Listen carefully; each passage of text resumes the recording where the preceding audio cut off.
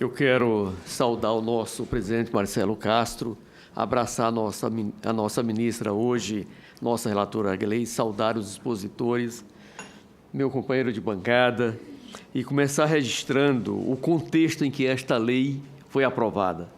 Nós tivemos, no final de 2005, 2006, aquele conjunto de denúncias, em seguida uma comissão parlamentar de inquérito aqui no Senado Federal, com a postura muito policialesca sobre as entidades, tentando tratar todas as entidades associativas como organizações criminosas. Era esta a visão de um determinado senador na época, que em seguida, através das ações dele com Cachoeira, foi cassado, para a gente compreender um pouco esse debate que foi feito aqui naquela época.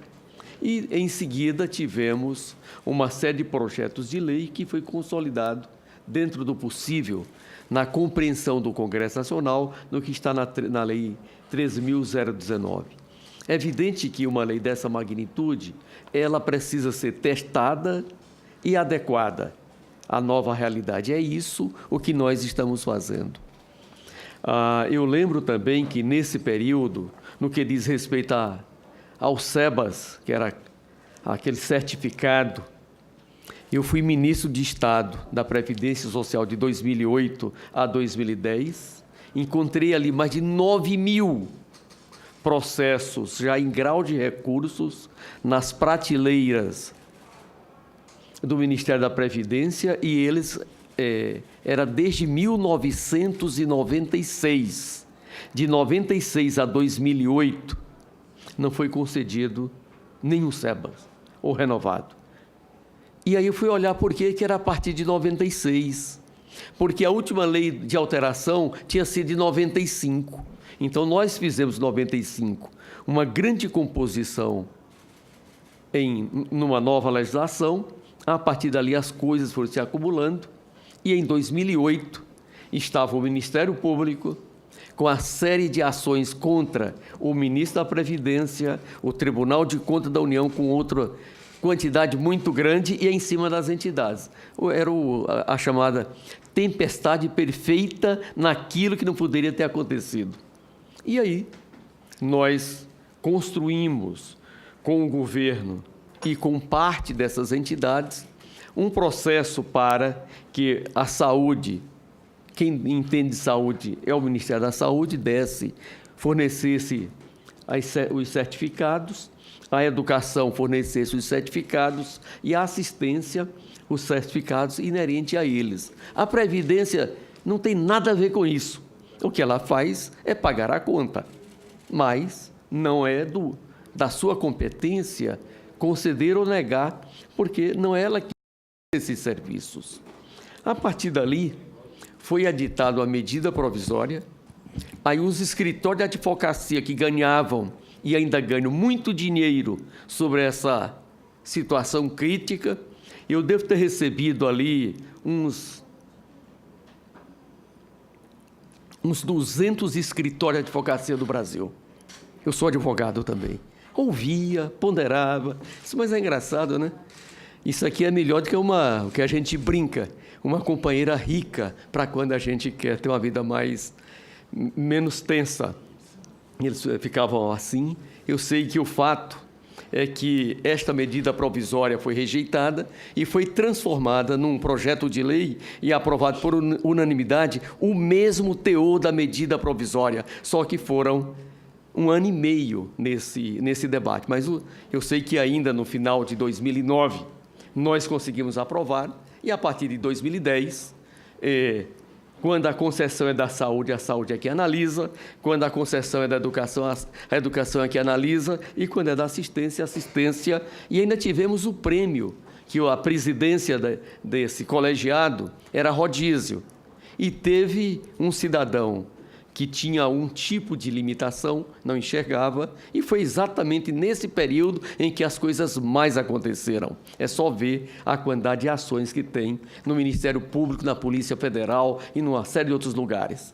Eu estou colocando essas coisas, que o que nós estamos fazendo é tentando corrigir esse caldo de cultura de um certo voluntarismo por um lado, com a maioria das entidades extremamente séria, mas um núcleo de oportunistas. Como separar isso? Esta lei veio com esse intuito, só que apertou demais.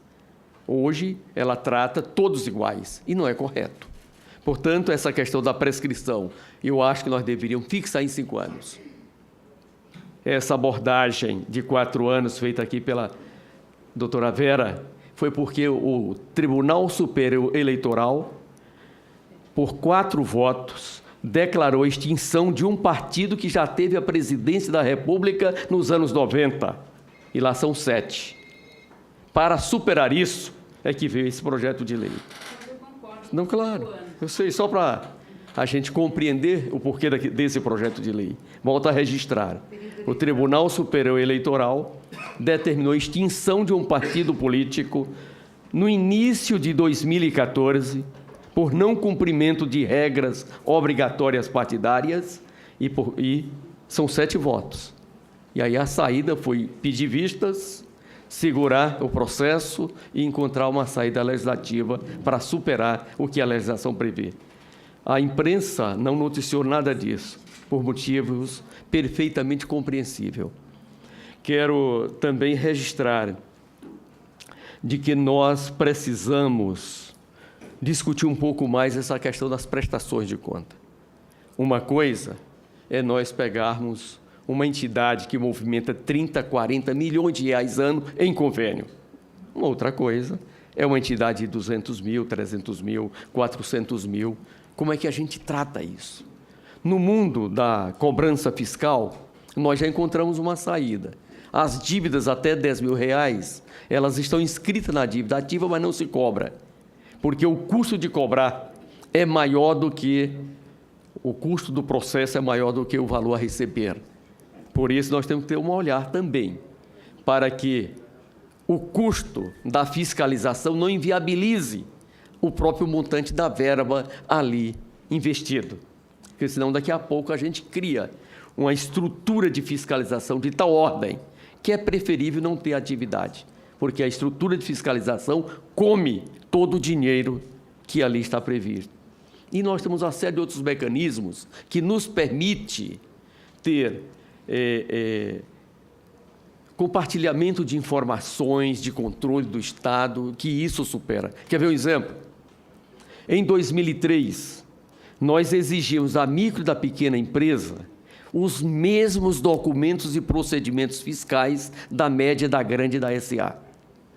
Nós aprovamos a Lei Geral da Micro e da Pequena Empresa, demos um tratamento diferenciado de tributação e de fiscalização.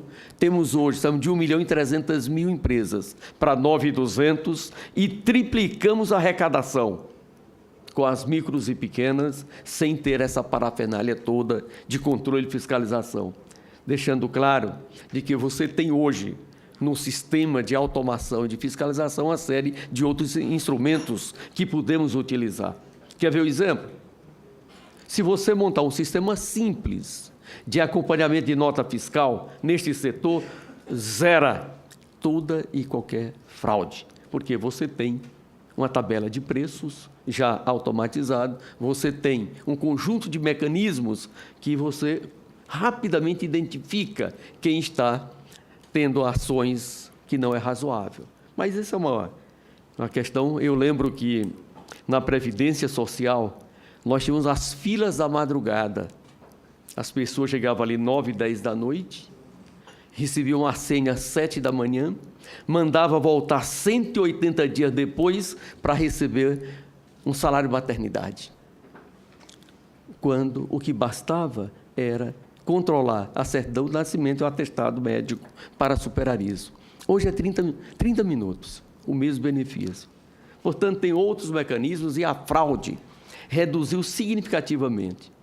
Em 2009, nós reduzimos 452 milhões de reais por mês em benefício pago a familiares muito apegados. Por que isso? Nunca tinha sido feito um censo e nem tinha atualização do cadastro do aposentado, da pensionista anual. E aí, essas famílias eram muito apegadas e todo dia 30, 32, 31, 2, 3, 4 e 5, para não esquecer o ente querido, a família ia lá no guichê com a senha antiga e recebia os recursos.